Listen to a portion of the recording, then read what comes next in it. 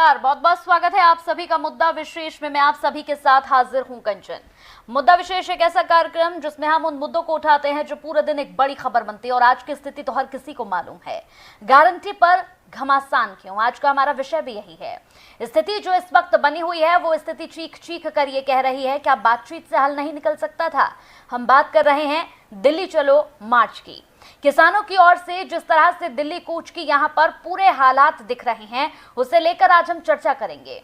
लगातार जिस तरह से किसानों ने यहाँ पर अपने आप को मजबूती के साथ आगे बढ़ाया है तो वहीं प्रशासन भी मुस्तैद है।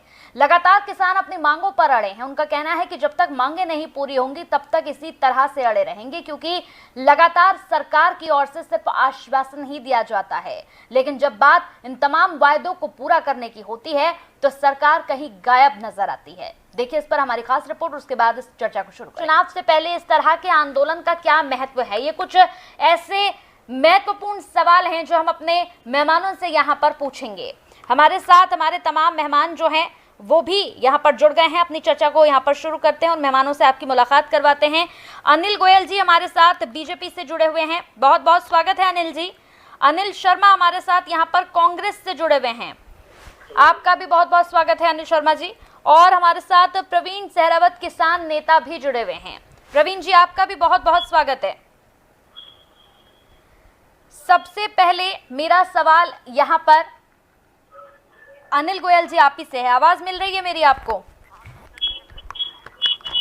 ठीक है, सबसे पहला सवाल आप ही से है सर मेरा। ये जो स्थिति बनी हुई है इसका समाधान क्या है सर?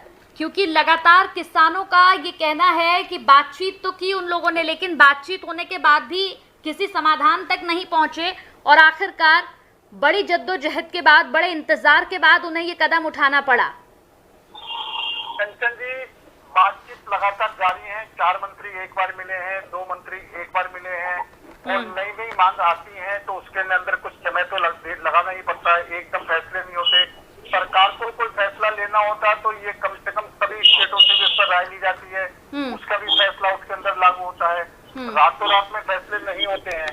और जब इन्होंने किसानों ने बात करी है और बात करने वाले हमारी सरकारों ने इनके घर पर आकर के बात करी, जहाँ कहीं वहां आकर के बात करें, भारत सरकार के मंत्री आकर के बात कर रहे हैं और उसके बावजूद भी आप आंदोलन पर उतर रहे हैं। आप एक बात बनाए, आंदोलन करना इनका अधिकार है, इसमें कोई दो राय नहीं, लेकिन जो आम पब्लिक है उसका निकलने बढ़ने का भी तो अधिकार है। आम पब्लिक को भी जरूरी चीजें उपलब्ध हो वो भी तो उसका अधिकार है। आम पब्लिक भी शांतिपूर्वक जी सके उसका भी तो अधिकार है। सरकार को किसानों की भी चिंता है तो आम पब्लिक की भी चिंता है। आज मेडिकल लाइन में मानो एम्बुलेंस वहां फंसी हुई है, मरीज जा नहीं सकते, बच्चों के स्कूल खुल नहीं सकते। आज एग्जाम का समय है, बच्चों के स्कूलों को बंद करना पड़ रहा है। आप एक बात देखें, अधिकार सबके हैं लेकिन ड्यूटी भी सबकी है। हम अधिकारों की बात करेंगे, ड्यूटी की बात नहीं करेंगे तो चीजें खराब होती हैं। इसलिए मेरा किसान भाइयों से निवेदन है कि जहाँ पर अगर आपने आंदोलन भी करना, विरोध भी करना है, प्रदर्शन भी करना है तो जो निर्धारित जगह पर है उन निर्धारित जगह को हम शांतिपूर्वक लोकतंत्र करें, बाकी व्यवस्था खराब ना हो। ठीक है। जिसको पिछला अनुभव जो है वो अनुभव ये कि एक साल से सड़कें जाम हो जाती है। ठीक है। सड़कें जाम होकर के वहाँ जनजीवन अस्त हो जाता है। वो ना करें, अपनी बात रखें। और ठीक है, ठीक है। किसान नेता भी ठीक है, आपके पास लौटूंगी। किसान अनिल गोयल जी से मेरा सवाल है। गोयल जी, किसान जो है वो बेहद परेशान है। देखिए ये वो अन्नदाता हैं जो लगातार सड़कों पर उतर रहे हैं और ये कोई अच्छी बात नहीं है। गोयल जी समझने की बात है, ये कोई अच्छी बात नहीं है कि अन्नदाता जो है वो आज सड़कों पर किस तरह से, तस्वीरें जो है वो मैं खुद अपनी स्क्रीन पर भी दिखा रही हूँ, आंसू गैस के गोले उनके ऊपर दागे जा रहे हैं। और किसानों का कहना है कि ऐसा नहीं है कि हम लोग अपने घर से खड़े हुए और यहाँ पर आंदोलन करने के लिए चले आए हैं। हम काफी लंबे समय से अपनी मांगों को लेकर यहाँ बातचीत करने का प्रयास कर रहे हैं, लेकिन सरकार हमारी तरफ ध्यान नहीं दे रही है। कंचन जी, जैसा मैंने अभी पहले भी कहा है कि 4 मंत्री इनके पास बैठे हैं, लेकिन कोई समाधान तो नहीं निकल पाया ना गोयल जी। मंत्री बैठ रहे हैं, समाधान तो नहीं निकला है ना। कंचन जी, जब बैठेंगे, बातचीत होगी, अगर नई नई मांग रखेंगे तो अगर कोई नई मांग रखेंगे तो नई कौन सी मांग रखी है सर? एमएसपी की गारंटी को लेकर ये अब से थोड़ी ना प्रयास कर रहे हैं। कौन सी नई मांग? कंचन मैं वही बात, कंचन मेरी एक बात, मैं अभी मेरे भाई एमएसपी की बात कर रहे थे। कांग्रेस को एमएसपी लागू करने से किसने रोका? कांग्रेस अपने टाइम में एमएसपी लागू नहीं कर पाई। मैं कांग्रेस से वो सवाल पूछूंगी आपको सर। शायद जानकारी नहीं है अनिल जी, बड़े भाई, आपको शायद जानकारी नहीं है, एमएसपी लाने का काम भी कांग्रेस ने किया, आपको जानकारी नहीं है। हित में नहीं सोच रहे। हाँ। आज हमें किसानों के हित में बात करनी चाहिए, ना कि उनको बहका करके सड़कों बनाना चाहिए। किसानों का फायदा किस तरीके से, कैसे किसानों का फायदा, इस विषय पर चर्चा करनी चाहिए। देखिए, किसान नेता मेरे साथ बैठे हुए हैं, उनके सामने अगर इस तरह की बातें कहेंगे तो उनको बुरा लग जाएगा, क्योंकि वो लोग तो लगातार कह रहे हैं कि हम तो प्रयास कर रहे हैं, सरकार बात नहीं कर रही है। कंचन जी, अगर सरकार बात नहीं कर रही है तो 4 मंत्री, 2 मंत्री इनके साथ बैठते हैं तो बात ना करने का तो विषय खत्म हो गया। हम बिल्कुल एक ही कि लोकतांत्रिक तरीके से शांतिपूर्वक अपनी बात करें, सरकार पूरी बात को सुनेगी, सरकार पूरा समाधान करेगी। लेकिन कुछ चीजें ऐसी है जो कि सभी स्टेटों से भी कंसल्ट करनी आवश्यकता है। ठीक है, सभी स्टेटों से जब उसको सलाह लेनी है, उनको भी उनके एडवाइस भी लेनी है, तो सब चीजों में समय तो लगता है। लेकिन मेरा कहने का मतलब ये है कि अनिल जी, समय इतना लग जाता है कि आखिरकार लास्ट जो होता है ना, वो मतलब किसानों को फिर उतरना ही पड़ेगा। देखिए, 2020 की तस्वीर कोई भूला नहीं है सर, आप भी नहीं भूले होंगे। तो ऐसा क्यों है कि जब सड़कों पर, सड़क तक बात आ जाएगी उसके बाद ही क्यों समाधान, उससे पहले समाधान क्यों नहीं होता? और जो वायदे किए गए थे वो वादे तो पूरे करने पड़ेंगे ना सर, ऐसे थोड़ी ना वादे करो और भूल जाओ। मैं एक बात पूछना चाहता हूँ, हरियाणा सरकार ने 14 चीजों पर एमएसपी दे रहे हैं, क्या पंजाब सरकार 14 चीजों पर एमएसपी दे रही है? क्या कांग्रेस शासित जो सरकार है वो 14 चीजों पर एमएसपी दे रही है? क्या आम आदमी पार्टी जो सरकार है 14 चीज पे एमएसपी दे रही है? ये जो हमने हरियाणा में करके दिखाया है, ये पंजाब में करके दिखाया ना। और जब पंजाब नहीं कर रही तो आप आंदोलन केंद्र सरकार के खिलाफ कर रहे हैं। ठीक है, अगर कांग्रेस कहीं नहीं करे तो आंदोलन आप केंद्र सरकार के खिलाफ। ठीक है प्रवीण जी, अब इसका जवाब दीजिए आप। इसलिए हमारा ये कहना है कि भाई किसान भाइयों को अपनी बातों को अपने हिसाब से रखने दो, इनको तुम राजनीतिक द्वंद्व में मत फंसाओ, इनका राजनीतिक इस्तेमाल मत करो। हाँ, गोयल जी, किसानों के विरोध में क्या गलत है, मुझे इसका जवाब दीजिए। इतने दिनों से कमेटी बनी हुई है लेकिन काम नहीं हुआ है, फिर गलत क्या है? कंचन जी, पहली बात तो मैं भाई से पूछना चाहता हूँ, अनिल शर्मा जी से, कि पंजाब में पहले कांग्रेस की सरकार थी, पंजाब में आज आम आदमी पार्टी सरकार है, हरियाणा सरकार 14 चीजों पर एमएसपी दे रही है। आप अगर किसानों के खेती हैं तो आप पंजाब के अंदर भी 14 चीजों की एमएसपी लागू कर सकते थे, आपने नहीं करी, आम आदमी सरकार ने नहीं करी। और किसान भाई भी कम से कम इन सरकार को तो पूछो कि जो हरियाणा सरकार दे सकती है, पंजाब सरकार। आर्यन शर्मा जी, इनको बोलने दें आप। एक बात। दूसरी, अभी पिछली बात करते हैं तो योगेंद्र यादव ने खुद कहा था पिछली बार कि हमने तो कांग्रेस ने तैयार कर दी, कांग्रेस उससे गला भी नहीं उठा पाई। आप एक समय देखो, अब जब चुनाव सिर पर है और उस चुनाव के सिर पर अगर इस तरह के आंदोलन होंगे तो निश्चित तौर पर समय के अनुसार की ये जो है एक पॉलिटिकल ये प्रेशर है और ये कांग्रेस के द्वारा, विपक्षी दल द्वारा इन किसानों को इस्तेमाल करा जा रहा है। क्या बात करिए भाई, वाह, मान गए अनिल गोयल साहब आपको। कहना चाहता हूँ, बड़े सलीके से आपने उसको एक अमली जामा पहना दिया, राजनीतिक अमली जामा पहना दिया किसान आंदोलन को। हाँ, एक एक करके आंदोलन करते किसान की आपको आहट दिखाई नहीं दी। एक करके आप इस तरह से बीच में बोल करके अपनी बात नहीं पूरी कर सकते। आप अपने टाइम में बोलना, मैं सुनूंगा, मैं आपका सम्मान करता हूँ। लेकिन मेरा ये विषय है कि जब हम इनकी बातों को सुन रहे हैं और ये अपनी हमने किसान सम्मान राशि हर महीने किसान के खाते में जा रहे हैं, किसानों को चाहे यूरिया का साधन उपलब्ध कराने हो। गोयल जी, अगर सभी मांगे मान ली होती तो किसान सड़कों पर होता क्या? नहीं, हम किसानों के हित के लिए उनके खेतों में पानी पहुंचे, उनके खेतों में खाद पहुंचे, उनका सामान उचित अच्छे सस्ते रेट में पैसे मिले, 14 चीजों पर हमने एमएसपी करा है। और इसके अलावा ये 3 कृषि कानून की जो बात करते हैं, जिनको काले कानून कहते हैं, जिनको हम किसानों को नहीं समझा पाए, अपनी गलती मानते हैं, हमने उनको वापस किया। लेकिन मैं कांग्रेस पार्टी को चुन देता हूँ कि कभी भी ट्रेन पर आकर बता दें इन 3 कानून में कौन सा कानून गलत है। इन्होंने कोई कानून गलत नहीं बताया, इन्होंने कोई सुझाव नहीं दिया कि इस सुझाव से जो है किसानों को हित हो सकता है। सिर्फ भड़काना, आंदोलन करना, सड़कों को करना, ये जब इनका टाइम आया था तो इन्होंने अपने राज्य में कुछ नहीं करा।